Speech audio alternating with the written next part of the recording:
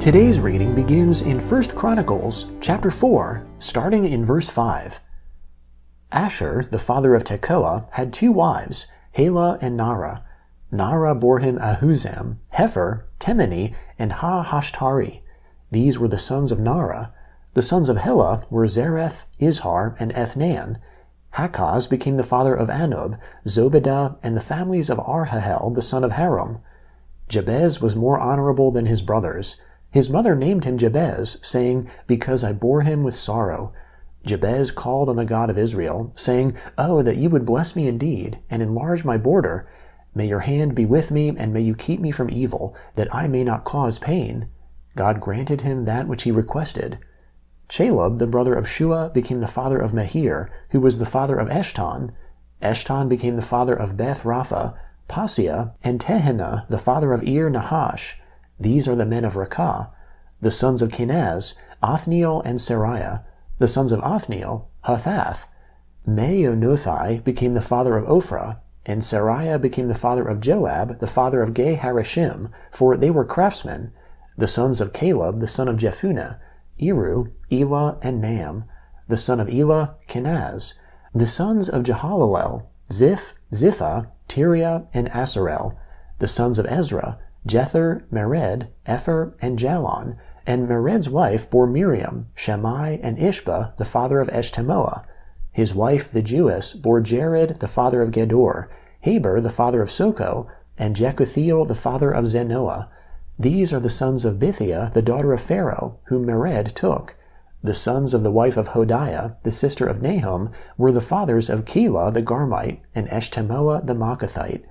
The sons of Shimon, Amnon, Rinnah, Ben-Hanan, and Tilon.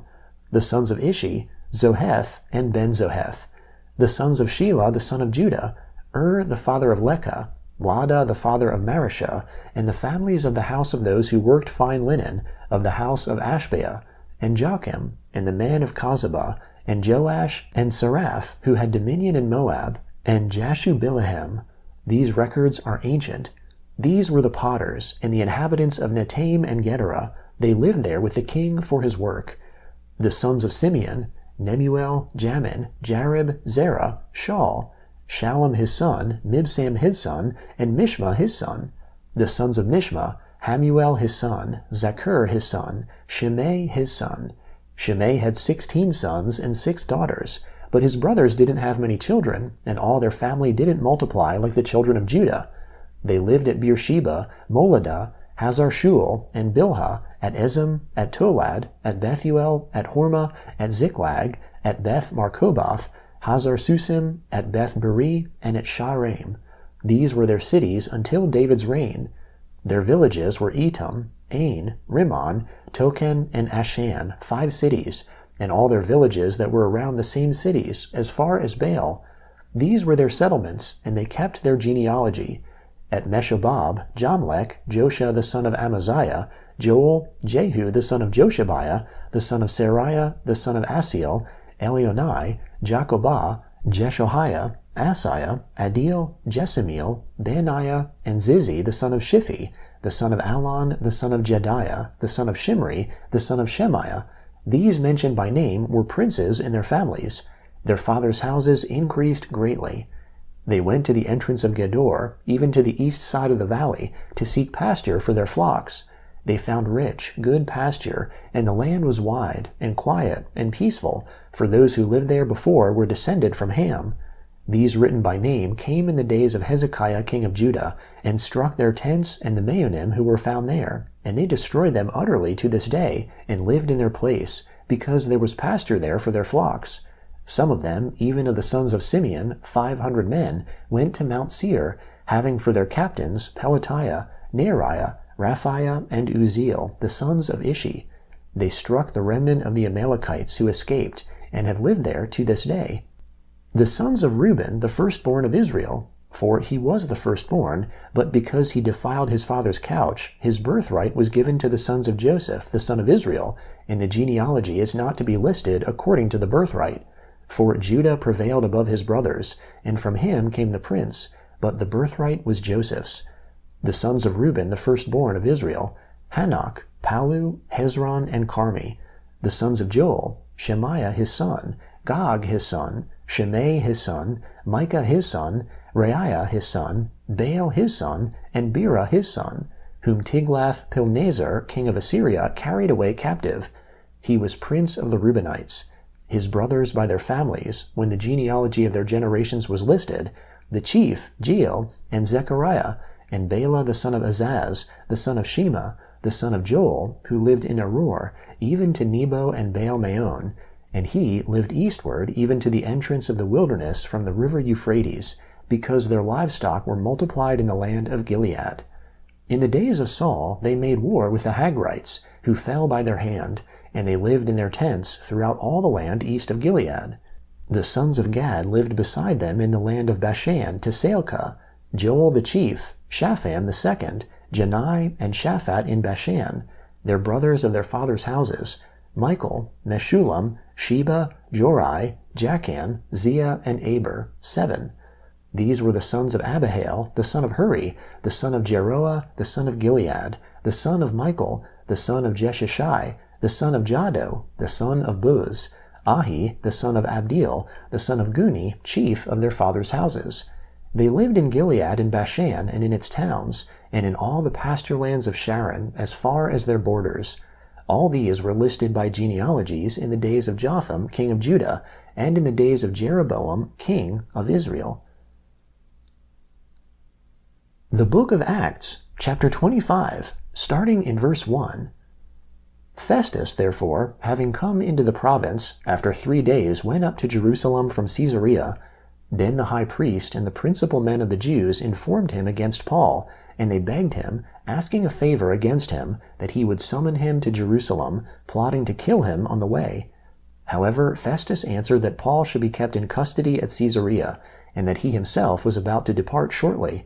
Let them, therefore, he said, that are in power amongst you go down with me, and if there is anything wrong in the man, let them accuse him. When he had stayed amongst them more than 10 days, he went down to Caesarea, and on the next day he sat on the judgment seat, and commanded Paul to be brought. When he had come, the Jews who had come down from Jerusalem stood around him, bringing against him many and grievous charges, which they could not prove, while he said in his defense, Neither against the law of the Jews, nor against the temple, nor against Caesar have I sinned at all. But Festus, desiring to gain favor with the Jews, answered Paul and said, Are you willing to go up to Jerusalem and be judged by me there concerning these things? But Paul said, I am standing before Caesar's judgment seat, where I ought to be tried. I have done no wrong to the Jews, as you also know very well. For if I had done wrong and have committed anything worthy of death, I don't refuse to die. But if none of those things is true that they accuse me of, no one can give me up to them. I appeal to Caesar. Then Festus, when he had conferred with the council, answered, You have appealed to Caesar you shall go. Now when some days had passed, King Agrippa and Bernice arrived at Caesarea and greeted Festus. As he stayed there many days, Festus laid Paul's case before the king, saying, There is a certain man left a prisoner by Felix, about whom, when I was at Jerusalem, the chief priests and the elders of the Jews informed me, asking for a sentence against him. I answered them that it is not the custom of the Romans to give up any man to destruction before the accused has met the accusers face to face, and has had opportunity to make his defense concerning the matter laid against him. When therefore they had come together here, I didn't delay, but on the next day sat on the judgment seat and commanded the man to be brought. When the accusers stood up, they brought no charges against him of such things as I supposed, but had certain questions against him about their own religion and about one Jesus, who was dead, whom Paul affirmed to be alive. Being perplexed how to inquire concerning these things, I asked whether he was willing to go to Jerusalem and there be judged concerning these matters. But when Paul had appealed to be kept for the decision of the emperor, I commanded him to be kept until I could send him to Caesar. Agrippa said to Festus, I also would like to hear the man myself. Tomorrow, he said, you shall hear him. So on the next day, when Agrippa and Bernice had come with great pomp, and they had entered into the place of hearing with the commanding officers and the principal men of the city, at the command of Festus, Paul was brought in. Festus said, King Agrippa, and all men who are here present with us, you see this man about whom all the multitude of the Jews petitioned me, both at Jerusalem and here, crying that he ought not to live any longer. But when I found that he had committed nothing worthy of death, and as he himself appeared to the emperor, I determined to send him, of whom I have no certain thing to write to my lord. Therefore I have brought him out before you, and especially before you, King Agrippa, that, after examination, I may have something to write. For it seems to me unreasonable, in sending a prisoner, not to also specify the charges against him. Psalm 5, beginning in verse 1. Give ear to my words, Lord. Consider my meditation. Listen to the voice of my cry, my King and my God, for I pray to you. Lord, in the morning you will hear my voice. In the morning I will lay my requests before you, and will watch expectantly. For you are not a God who has pleasure in wickedness. Evil can't live with you. The arrogant will not stand in your sight. You hate all workers of iniquity. You will destroy those who speak lies. The Lord abhors the bloodthirsty and deceitful man. But as for me, in the abundance of your loving kindness, I will come into your house. I will bow towards your holy temple in reverence of you. Lead me, Lord, in your righteousness, because of my enemies. Make your way straight before my face. For there is no faithfulness in their mouth. Their heart is destruction. Their throat is an open tomb. They flatter with their tongue. Hold them guilty, God. Let them fall by their own counsels. Thrust them out in the multitude of their transgressions, for they have rebelled against you. But let all those who take refuge in you rejoice. Let them always shout for joy, because you defend them.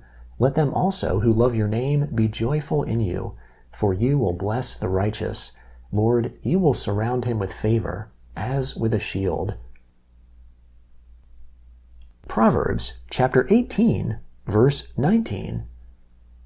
A brother offended is more difficult than a fortified city. Disputes are like the bars of a fortress.